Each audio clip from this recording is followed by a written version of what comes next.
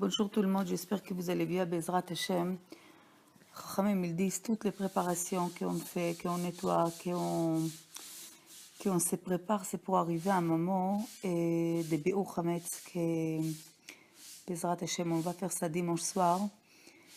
Ça veut dire que tout le travail de Pessah commence la nuit d'avant. Ça veut dire qu'on doit savoir qu'il y a des tafels et des ikar, il y a des essentiels et des choses qui ne sont pas importantes. Et ce qui n'est pas important, c'est juste comme une illusion et pour nous réveiller qu'est-ce qu'il y a à l'intérieur. Ça veut dire que l'essentiel du travail, c'est brûler tout ce qui est chametz. Et le bi'ur chametz, il faut savoir qu'on doit sortir la klipa, les écorces, avec la lumière. La lumière de quoi? Des bougies. Ner Hashem Nishmat Adam. Les bougies de l'homme, c'est sa neshama. On doit sortir cette klipa en dehors de notre maison, en dehors de notre cœur. Ça veut dire que il faut savoir que il y a des niveaux de Kedusha. Et face à ça, au même niveau, il y a des niveaux de Toum'a. Ça veut dire que les forces de Toum'a, ils couvrent complètement la sainteté. Et nous, on doit les sortir. Ça veut dire que ces 10 clipotes, ils sont face comme si Keneged, les 10 plaies qu'ils avaient en Égypte. Maintenant, pourquoi il y avait 10 plaies? Kadosh Baruch Hu, il a pu faire une seule plaie et Égypte, elle est effacée. Ou une seule chose pour nous faire comprendre. Chachamim, il explique que chaque Makkah était face à un niveau de Toum'a, d'impureté.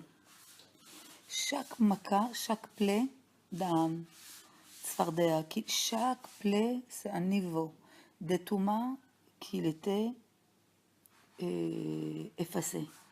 Et quand c'est arrivé au Makkah de Bechorot, c'est le 10e plaie, c'était déraciner la racine de toute l'impureté. Et à travers de ces 10 clipotes, on peut découvrir les 10 niveaux de Gdusha qu'il y a. Ça veut dire que Chachamim, il dit que le but des 10 plaies qu'il y avait en Égypte, c'est enlever comme si c'est un rideau qu'il couvre quelque chose. Et quand tu le bouges, tu vois la chose. Ça veut dire que le monde était créé avec 10 Mahamarot. 10 Mahamarot, c'est 10 paroles. D'accord? Il y a Or, il y a Rakia, etc. Donc, ces 10 Mahamarot, c'est complètement Teva. Teva, souvenez, on a dit plusieurs fois, c'est le Gimatria, c'est le calcul des mots Elohim. Elohim, c'est Hachem, mais en pluriel.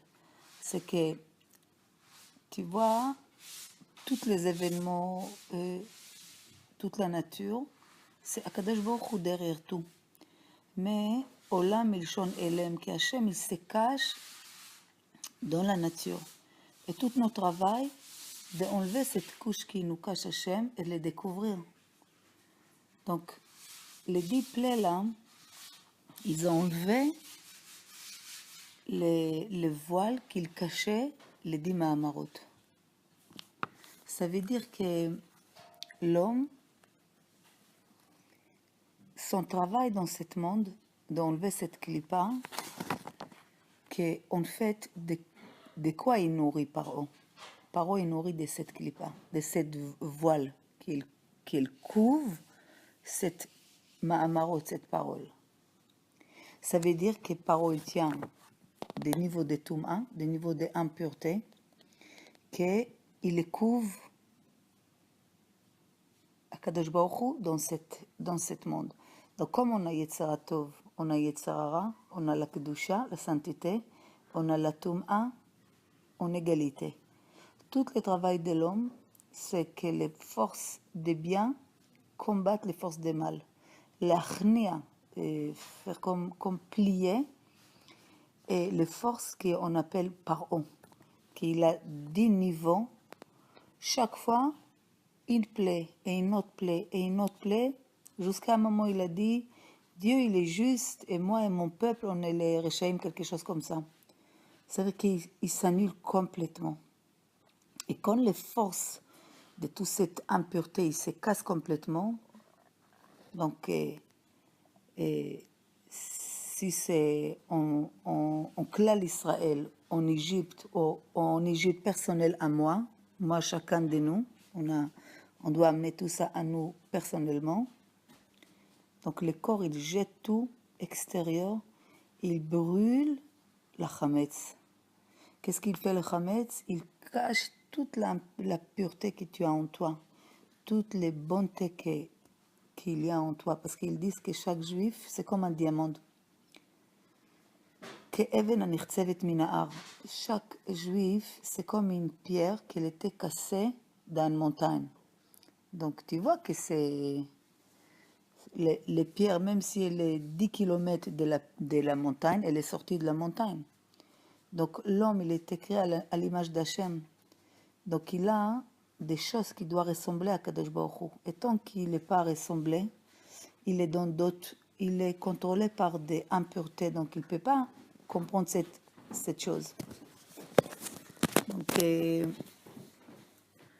Donc notre travail, c'est qu'on prend les 10 petits pas, on les éparpille dans la maison, et notre attention, c'est chaque fois trouver une autre partie, un autre niveau,